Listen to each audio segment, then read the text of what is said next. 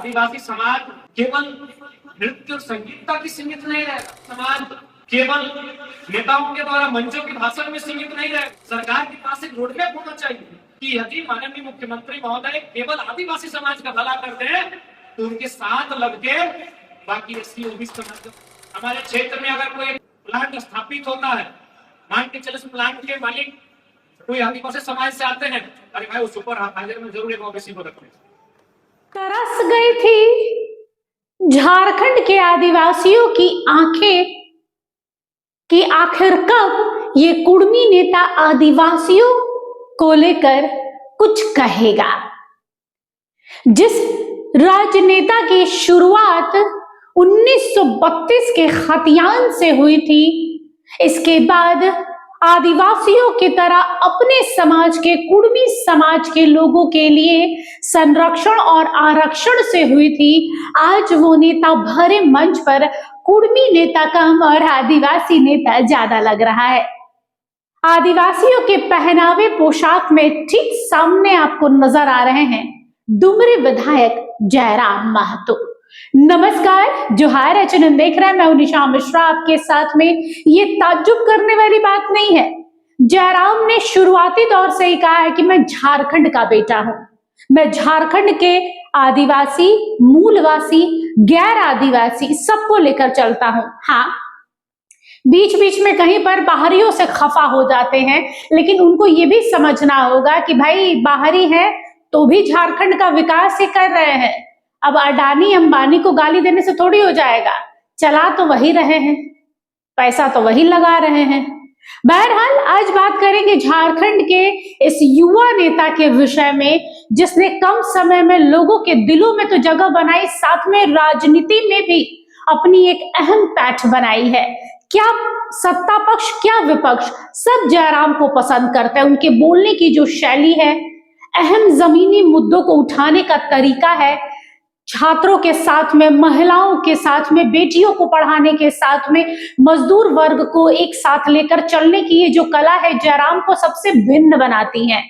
क्योंकि अमूमन हमने जितने नेताओं को देखा है ना, वो उसी मुद्दे को भुनाते हैं जिनमें उन्हें फायदा नजर आता है। आदिवासी समाज केवल नृत्य और संगीत तक ही सीमित नहीं रहेगा। आदिवासी समाज केवल नेताओं के द्वारा मंचों के भाषण में सीमित नहीं रहेगा।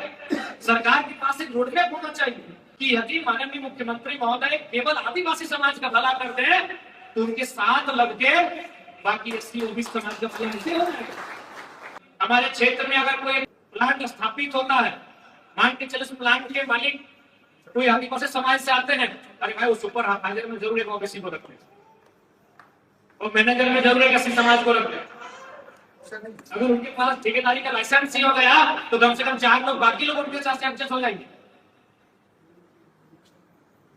तो मैंने वो कहा कि अगर कम से कम आप ये रोड मैप भी बना लेते, आपने 25 सालों में अगर ये विजन बना लेते कि अगर आदिवासी समाज को भी अगर आप सक्षम कर देते हैं, उन्हें अगर संपन्न कर देते हैं, तो उनके साथ साथ कांधे से कांधा मिलाकर बाकी झारखंड के समाज के लोग वो भी अपना आर्थिक उत्थान करते हैं।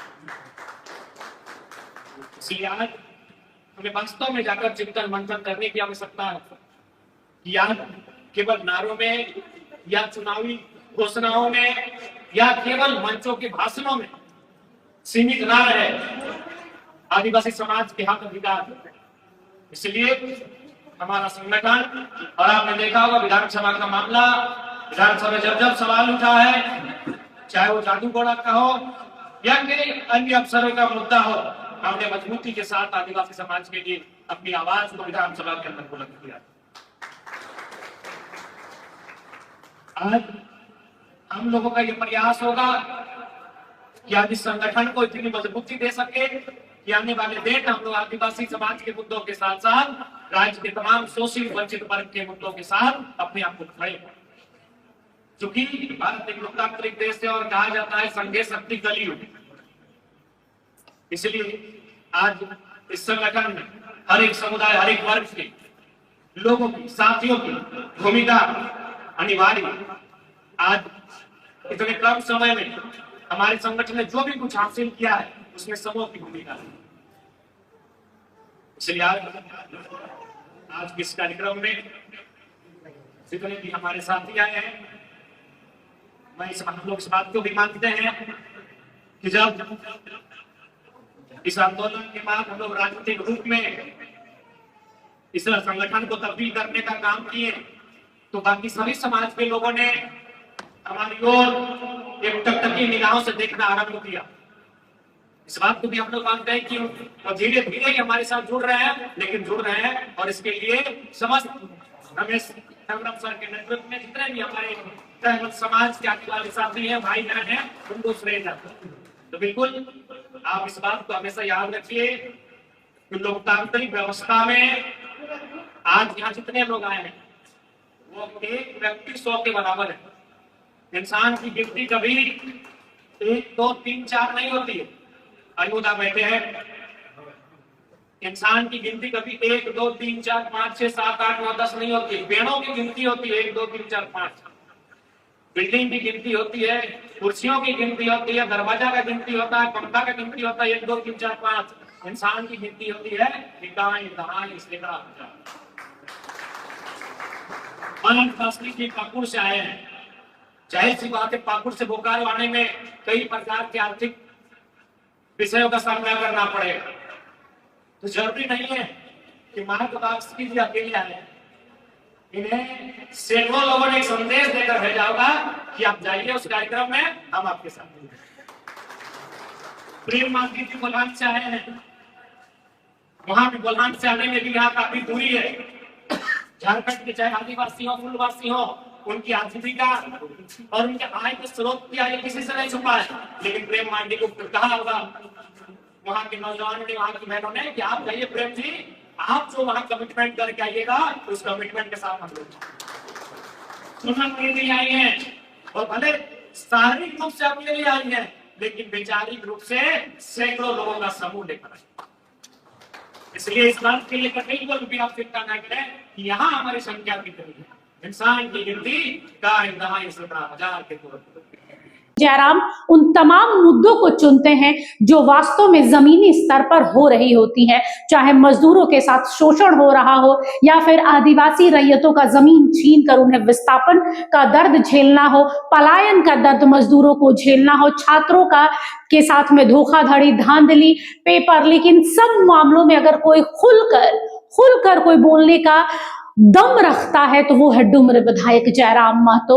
एक कार्यक्रम में पहुंचे थे जहां पर आदिवासी समाज को लेकर उन्होंने अपने दिल की वो तमाम बातें सामने रख दी जो जयराम चाहते थे कि एक प्लेटफॉर्म ऐसा मिले कि मैं आदिवासियों को दिखा सकूं कि भाई जितना मेरे लिए कुड़मी समाज है, मूलवासी है, उतना आदिवासी भी महत्व रखते हैं। वेशभूषा से एकदम आदिवासी लग रहा है और उन्होंने कहा है कि सिर्फ आदिवासी यहाँ पर रंगारंग कार्यक्रम या वेशभूषा बनाकर नृत्य करने के लिए नहीं है, बल्कि इस झारखंड के नींव के साथ में आदिवासी जुड़े हुए हैं। इसके साथ में उन्होंने तमाम मुद्दों पर बात की। एक बार सुनते हैं जयराम ने क्या कहा है। संगठन हमेशा आपके साथ खड़ा है, आपके मुद्दों के साथ खड़ा है, आपकी लड़ाइयों में हम लोग साथ खड़े हैं, आपकी समस्याओं के साथ हम लोग खड़े हैं, और उस बात को लेकर कभी कोई किंतु परंतु नहीं। आज आने वाले दिन हमारे सामने बहुत सारी लड़ाइयां होंगी। हमारे इस झारखंड की मिट्टी, भाषा हो, परंपरा हो, संस्कृति हो, उन्हें बचाने के लिए, उन्हें संरक्षण देने के लिए, झारखंड की अस्मिता को बचाने के लिए कई लड़ाइयां लड़नी होगी, और उसमें सभी वर्ग, सभी समुदाय को एक साथ जोड़कर हम उस लड़ाई को लड़कर सफल हो सकते हैं। देखिए, मीडिया ने उन्हें बनाया है कि वो कुड़मी नेता है। जयराम ने खुद को हमेशा झारखंड का बेटा ही कहा है, और यही कारण है कि जयराम जब मदद करते हैं तो वो ये देखकर मदद नहीं करते कि ये छात्र कुड़मी है या आदिवासी है, ये मजदूर कुड़मी है या आदिवासी है या अल्पसंख्यक है या बिहारी है। जयराम सबकी मदद करते हैं, और यही कारण है कि कम समय में अधिक लोकप्रिय हो गए, इतने लोकप्रिय हो गए हैं कि आज जंतर मंतर तक वह पहुंच गए हैं, राष्ट्रीय राजधानी तक पहुंच गए हैं, और ये उनके कर्मों का ही फल है। नेता इसलिए नहीं बनता है कि एसी गाड़ी में बैठे और 2 चक्कर मार लिए अपने विधानसभा क्षेत्र का हम नेता बन गए।